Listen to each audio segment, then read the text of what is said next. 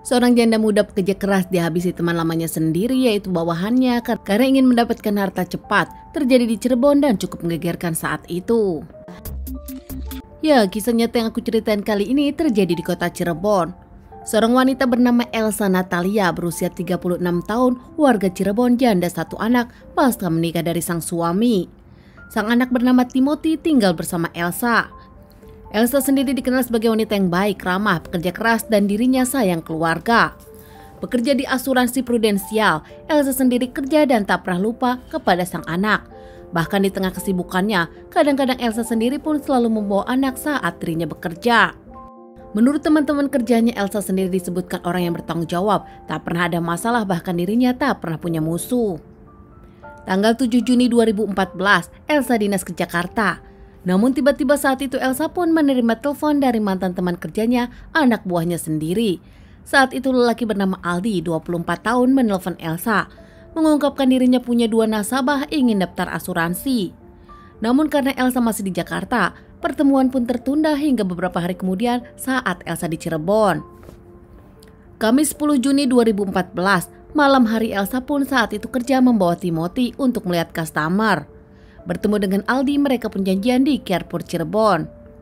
Namun Aldi mengungkapkan kalau nasabah tersebut ada di kos-kosannya. Dengan mobil milik Elsa jenis Nissan March, Elsa pun dengan Aldi beserta Timothy dan pergi ke kosan Aldi. Sesampai di kosan Aldi pun nampak Timothy sang anak meminta sang ibu dirinya menunggu di mobil saja. Tak lama yang keluar, Elsa dengan Aldi masuk ke kamar kosan Aldi. Di sana pun ada Lucy pacar Aldi dan Lucky adik dari Lucy yang masih sekolah SMK. Menurut Aldi, Lucy dengan Lucky lah yang ingin menjadi nasabahnya. Tak lama setelah berkenalan, Elsa pun menjelaskan produk asuransi kepada mereka. Saat Elsa masih di kamar Aldi dan menjelaskan asuransi, tak lama Timothy pun keluar dari mobil dan turun ke kosan. Namun nampaknya Timothy tak masuk ke kamar, menunggu di luar kamar nonton TV bersama penjaga kosan. Tak taunya ternyata di dalam, Elsa yang sedang menjelaskan asuransi dibekap dan diikat, bahkan dirinya pun dicekik oleh Lucky dan Lucy. Elsa saat itu mencoba melawan, namun nampaknya 3 lawan 1 tak bisa melawan. Aldi pun membantu mereka. Elsa pun nampak lemas, dirinya tak bisa berbuat apa-apa. Namun tak lama Aldi keluar mengajak Timothy jalan-jalan ke warung agar tak melihat ke dalam. Di sana Aldi pun membawa Timothy jajan keluar dan beberapa menit kemudian, pasca jajan selesai, Timothy pun meminta Aldi mengantarkannya kembali ke kosan, ingin bertemu dengan sang mama.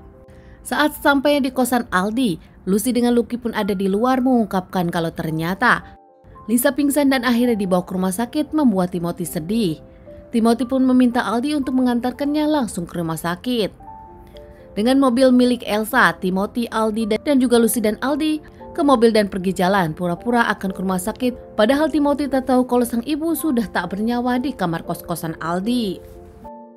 Berkeliling jalanan hingga akhirnya Timothy pun sadar mereka tak sampai ke rumah sakit. Timothy pun bertanya kepada Aldi kenapa tak sampai, hingga tak lama. Karena takut Timothy melapor, Aldi pun langsung membekap Timothy. Namun di sana Timothy meminta ampun dan meminta dirinya tak disakiti. Merasa tak tega menghabisi anak kecil, mereka bertiga pun hanya mengikat tangan dan kaki Timothy, menutup wajah Timothy dengan kain, dan tak lama meninggalkan Timothy di Indramayu di kawasan yang sepi. Meninggalkan Timothy begitu saja dan mereka pun langsung pergi kembali ke kos-kosan Aldi. Di kos-kosan tak lama mereka pun langsung memasukkan jasad Elsa ke mobil, mencari tempat yang sepi untuk membuangnya. Berkeliling mencari jalanan yang sepi hingga akhirnya mereka pun membuang jasad Elsa di kawasan Indramayu. Sebelumnya mereka pun mengambil harta benda Elsa termasuk emas, uang dan juga handphone milik Elsa. Meninggalkan jasad Elsa pasca membuangnya, mereka pun kembali ke kos-kosan Aldi untuk beres-beres dan kabur. Mereka berpindah kosan, kabur dari kosan Aldi mencari kos-kosan baru. Tak lama seorang petani pun kaget menemukan bocah dengan kondisi tertutup, bahkan bocah tersebut pun terikat. Petani ini pun langsung lapor polisi dan tak lama polisi datang langsung membawa Timothy.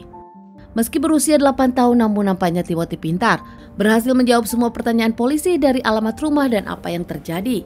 Timothy pun akhirnya menjelaskan apa yang terjadi.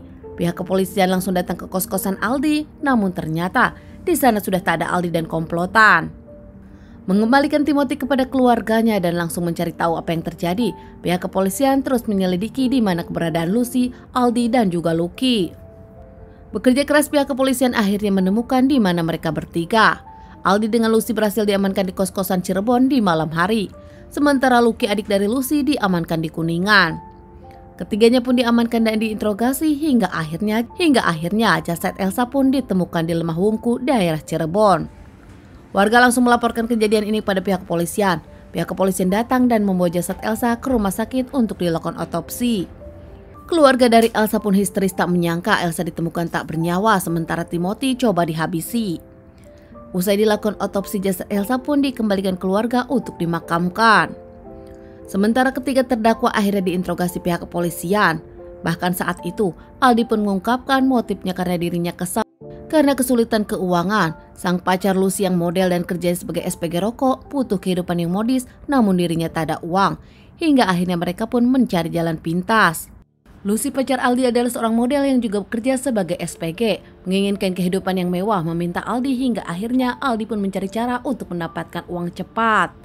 Ternyata mereka bertiga pun sempat mencoba merampok namun gagal. Hingga akhirnya Lucy pun memilih mantan bos dari Aldi untuk merampok, yaitu Elsa. Seorang perempuan pekerja keras dengan uang yang banyak dan gampang dieksekusi, ketiganya pun akhirnya memilih Elsa untuk menjadi korban. Diamankan dan menjalani beberapa kali persidangan hingga akhirnya Aldi dengan Lucy divonis 20 tahun penjara, sementara Lucky yang masih SMA divonis 10 tahun penjara. Dari kasus ini nampaknya semua harus bisa belajar, gara-gara sang pacar ingin hidup modis namun keuangan kurang hingga menghalalkan segala cara. Teman-teman, sekian dulu bahasan kasus yang aku bawakan kali ini. Semoga ini bisa dijadikan pelajaran untuk kita dan ditunggu bahasan kasus-kasus selanjutnya.